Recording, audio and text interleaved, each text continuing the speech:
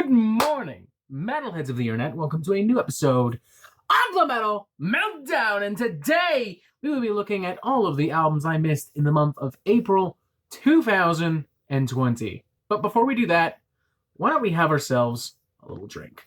Pause the video right about here if we have to. Get yourself some beer, some wine, whiskey, whatever your drink of choice is. I'm actually drinking gin with lime juice and mint. Doesn't have to be alcoholic. It can be a fucking Diet Coke or apple juice. I truly don't care. But grab yourself a drink, raise it to the screen, pachink, and give yourself a round of applause because you have survived a full month in quarantine. I know some people have been quarantining since about mid-March, myself included, but I think it's safe to say by the beginning of April, most, if not all, non-essential people were indoors. And as such, we have all been inside for a month, and it has been a very, very trying month. So congratulations, you fucking earned it. Good job keeping it together this last month. Good job staying inside and listening to a shitload of heavy metal.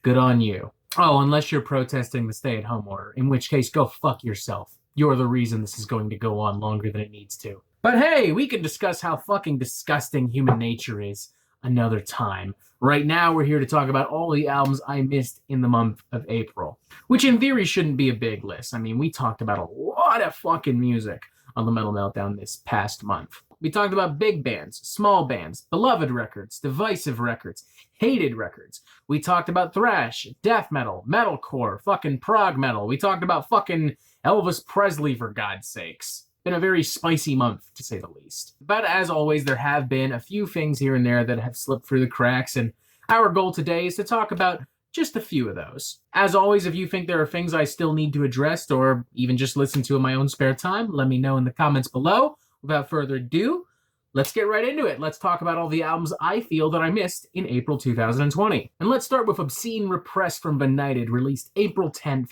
via Season of Mist Records. The ninth studio album from a band that by now has a pretty well-established sound and identity, sticking close to the tropes and conventions of brutal death metal and death grind, to the point where one could argue it's a little predictable, but they've done it with such efficiency, with such power and confidence over the years that no one's really cared.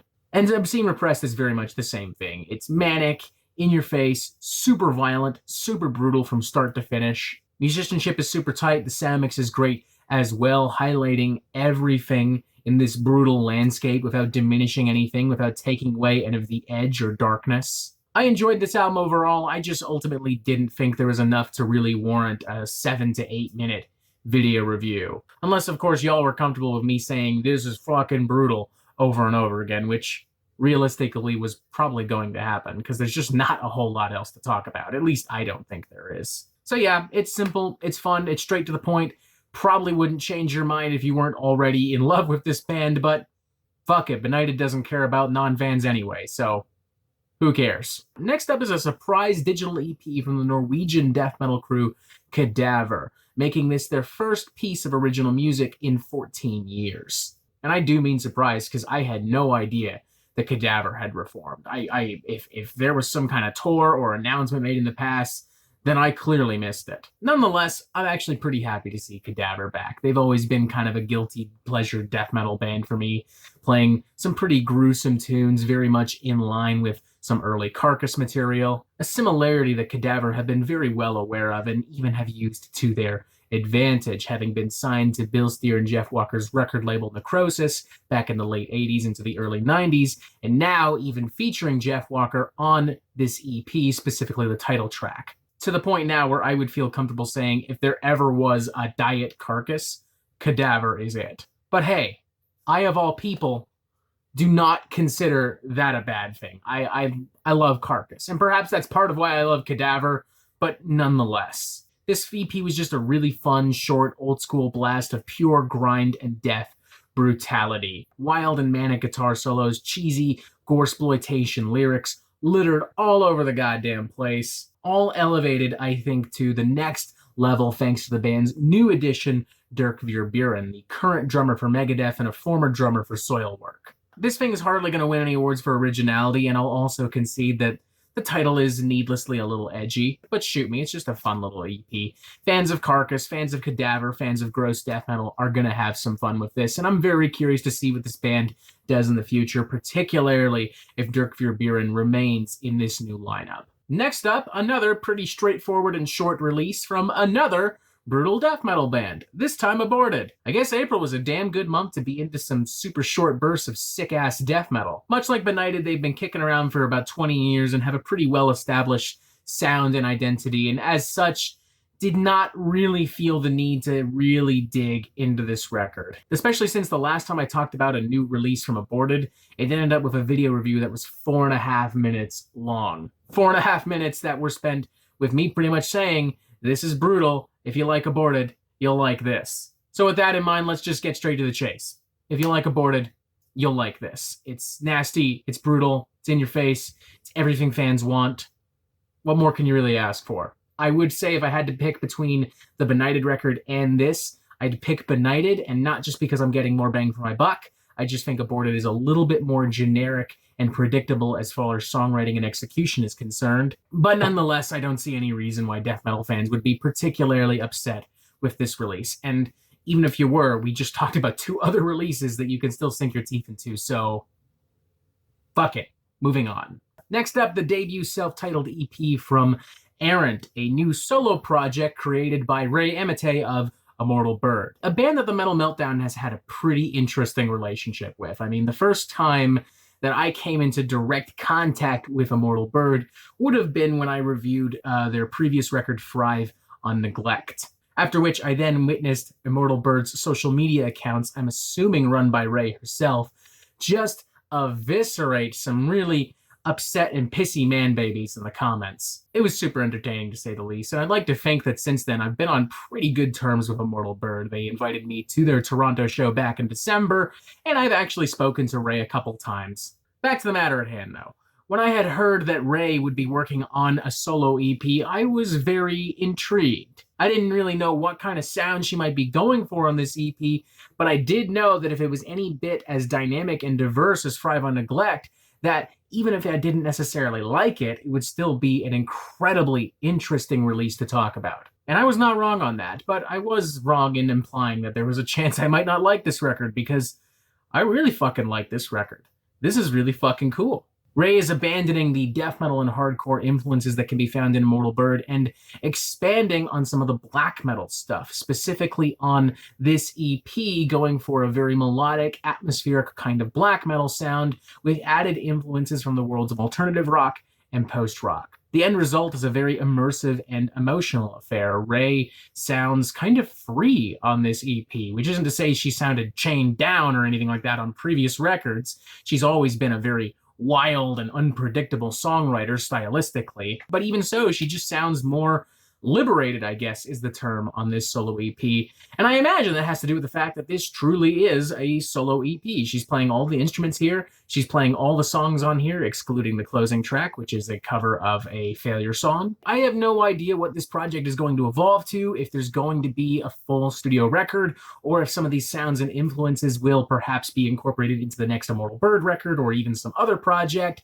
But whatever this turns into, I'll be keeping a damn close eye on it. Next up is Drag Me Down, the debut album from a Danish deathcore crew named Cabal. And yeah, I'm not really feeling this. I've listened to this a couple times by now. I really tried to get into it, but it was just, for me, just so dry, just so bland, so derivative. They play a very stark and abrasive kind of deathcore with some atmospheric and genty flourishes, but not really enough to give Cabal anything unique to stand on, not really enough to give Cabal anything that musically different that separates them from God knows how many other fucking deathcore bands are out there. The songs all bleed together because Cabal is using the same types of gray, ham-fisted, open-tab riffs throughout the course of the record. There aren't really any memorable choruses, per se. Probably the one highlight of this record is a guest spot for Matt Heafy of Trivium, but this is really only because it's the only time on the record where I feel like something really different is being implemented, thereby automatically standing out. And even that track, Bitter Friend, still has issues. There are some really lame synth parts bouncing in and out of the forefront of the sound here. It just feels kind of cheesy kind of corny. Yeah, I didn't really like this album, to say the least. I would say the one really good thing about it is that at least it's a debut album, so there's room to improve from here on. Next up is How Long Have I Been on Fire from Gaytheist, who may indeed have the coolest fucking name for a metal band. I don't remember actively listening to a lot of Gaytheist before, but if their other records sound anything like this, I think I'll be giving them a shot again in the near future, because I think this is a pretty fun record. Very jammy, very catchy, a lot of big hooks, a lot of big riffs.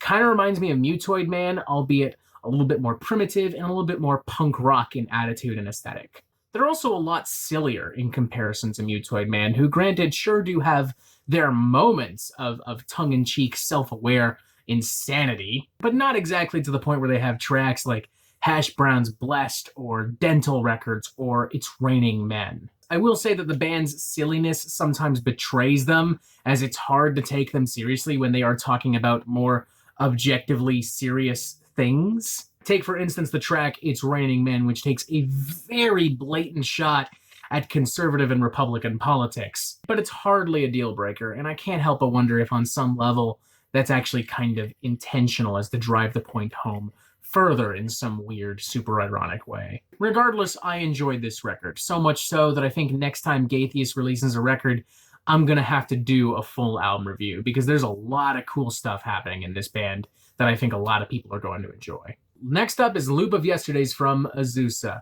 So yes, Andrew Dillinger, you can stop messaging me about Azusa. You can stop. Love the passion. Love it. I really, truly do. But let's bring it down. Let's break it down a little bit. Just a little bit. I wasn't really big on the first Azusa record. I thought it had a really cool sound. This kind of alternative metal, avant-garde meets Voivod style thrash concept, but I just didn't think it was all that well developed or implemented. Loop of Yesterdays is definitely an improvement. The band sound a lot more comfortable, a lot more confident. The riffs in particular are very sharp, and I like a lot of the airy, atmospheric, dreamy melodies, but I do still feel like they could be mixed better. It still kind of feels like two different sounds battling each other for the forefront of Azusa's identity. Like, it's pretty common across this record to have flurries of razor-sharp experimental thrash riffery completely interrupted by an airy melody or some kind of dreamy, spacey, atmospheric section. As such, it's the tracks that slightly deviate from this formula that turn out the best. Take, for instance, the track Monument, which takes this huge, epic, spacey soundscape and pairs it with an incredibly blunt and vicious hardcore skeleton. Or the track Rapture Boy, which pairs a thick, meaty kind of groove metal riff with a very spastic kind of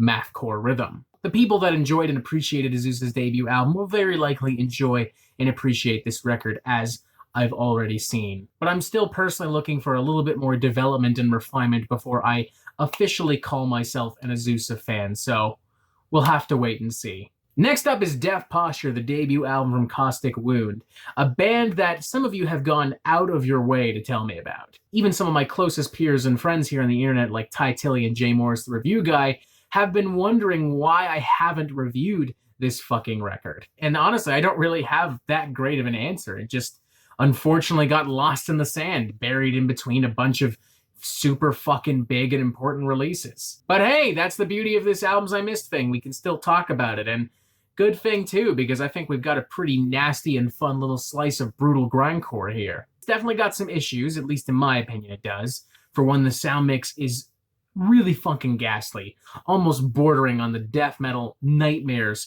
of Pissgrave, a band that I'm sure many of you know I am not particularly fond of. It's just so fucking noisy, and while Caustic Wound takes better advantage of this type of sound mix in comparison to Pissgrave, it's still pretty easy for instrumental parts to be lost in the static and the fuzz. But I suppose on some level I really shouldn't be complaining. It's not as if grindcore is known for really incredible sound production. I mean, complaining about noise on a fucking grindcore record, it's kind of like complaining about grease in a fast food cheeseburger.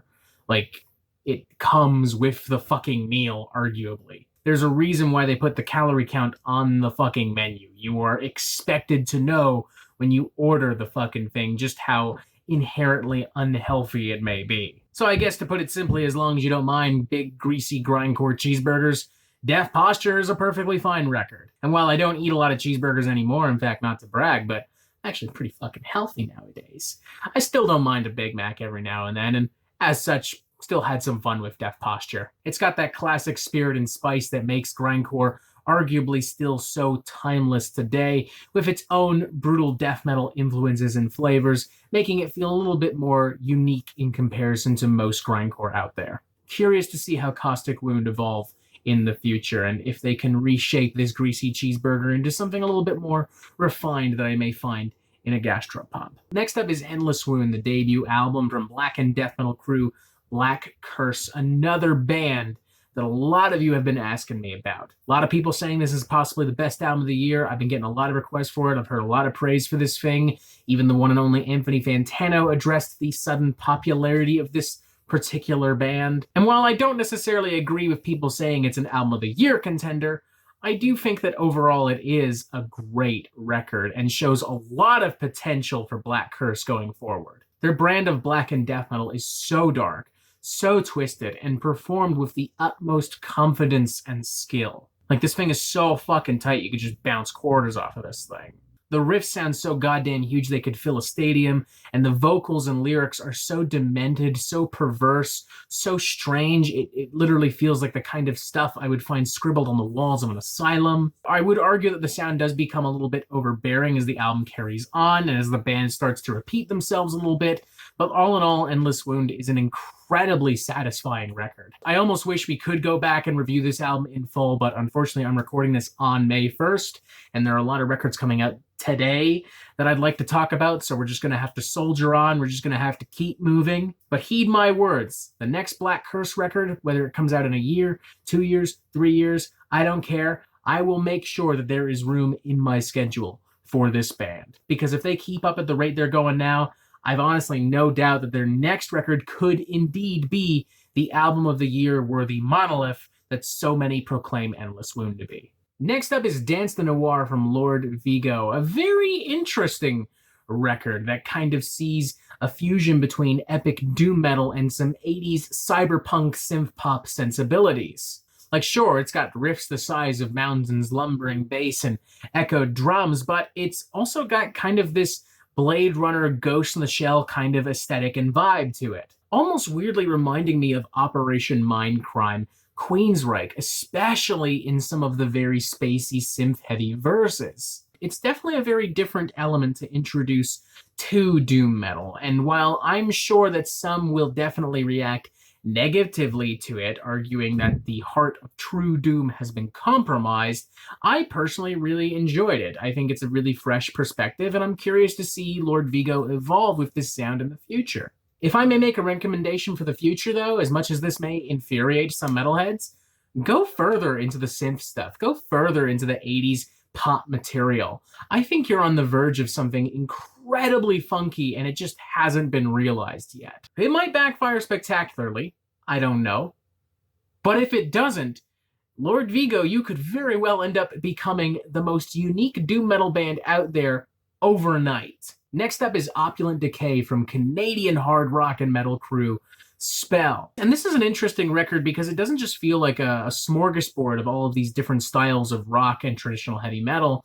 It feels like a smorgasbord of bands from different generations playing similar styles of traditional rock and heavy metal. I mean, there are very obvious influences here from older bands like Thin Lizzy, Blue Oyster Cult, Rush, Pink Floyd, but there's also a lot of stuff from a lot of more modern bands playing similar styles of music to Spell, such as In Solitude, Atlantean Codex, Elder, Cauldron, delicately balancing the sounds and styles of these individual bands and delicately balancing different generations of rock into something a little bit more characteristic and unique for Spell specifically. I think it mostly works out. This is a really enjoyable record. There are a lot of really fun riffs, a lot of really fun choruses, and the psychedelic nature of it makes it a really enjoyable record to just kind of chill out to. The guitar work in particular is fantastic across this record. If you listen to this record just for the guitar work, you will be more than satisfied. But I still think for the most part, Spell have captured the sound that they're looking for. And I think that the people who are looking for this sound, who are looking for more traditional hard rock and metal with some modern psychedelic flares, will be satisfied. particularly if you've had a couple drinks. Like I have, for instance. Next up is True Bearings from Freeways, another Canadian hard rock and heavy metal band. Y'all know I can't resist shining a spotlight on some Canadian talent. Y'all should fucking know this by now. Freeways is not quite as interested in bridging the generational gaps of rock and heavy metal as Spell is, nor are they really interested in introducing anything new to this particular sound and style. Freeways just wants to play simple, accessible, classic, early 80s kind of heavy metal. The kind of stuff that my dad would probably go fucking ape shit over. And I can't really blame him this time around, because honestly, if this is the sound you're looking for, then this is the kind of album you need to have in your collection. You fucking need it. This is probably some of the best executed classic rock and heavy metal I've heard in a while. The only other band that is playing this style with more confidence, with more enthusiasm and vigor would probably be Haunt. And Freeways is damn near close to that. They've absolutely nailed that vintage heavy metal sound from the new wave of British heavy metal, from 80s underground metal, from other Canadian heavy metal bands actually as well. I'm even reminded of some of the earlier, more hard rock oriented Anvil as far as the spirit of this is concerned. Like perhaps if early Anvil, Angel Witch, and Iron Maiden ever fused into one, they'd sound a little bit like Freeways. I wouldn't blame anyone for passing by this record. It's not as if it's doing anything all that intuitive or inspired or original. At this point, this is a sound that either appeals to you or doesn't, and even if it does, there's no reason why you wouldn't go check out any of the other bands we've just mentioned in favor of Freeways. Like, I totally get it. But for people who truly do just want this style, you can do a hell of a lot worse than Freeways, trust me. Next up is Making Noise Living Fast from HellgardeN, an album I received through an email account that I don't use very often anymore. Honestly, not even sure how y'all got a hold of this email. I'm not going to say what it is because I don't want people sending me more emails. But yeah, next time, Instagram works fine. Facebook works fine, just saying. But more importantly, especially as I now notice my camera's starting to die here, this is a fun record. It's very meat and potatoes, very abrasive, very hostile, falls very much in line with a lot of 90s groove and heavy metal, specifically some of the earlier Pantera stuff, Cowboys from Hell era-ish. The vocals in particular are almost scarily similar to classic Phil Anselmo. I honestly can't help but wonder if I was just given a long-lost Pantera record and nobody told me. But I suppose similarly to the Freeways record, if you're just going to take a sound and use it yourself, you may as well take the sound of some damn good pre-existing bands. And Pantera, as meme-worthy as they may have become in recent years, are still a damn fucking good band. Is this going to replace Cowboys from Hell or Vogel Display of Power in my playlist? Probably not, but I had fucking fun with it. And at the end of the day, isn't that what really matters? And we've got a little bit more time, so let's do one more super duper quick. This album is called Mauled by a Magical Bear with Scalding Hot Liquid Cheese spraying from its eye sockets, from a band called Chopping Mall. And I guess it's a good thing that we're only going to spend a little bit of time on this, because I think I can very easily sum this record up as stupid.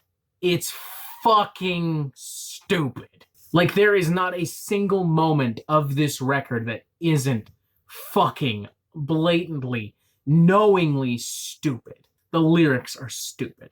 The presentation is stupid. Every aspect of this band is purposefully stupid. It's so stupid that I'm not even sure what kind of stupid it is.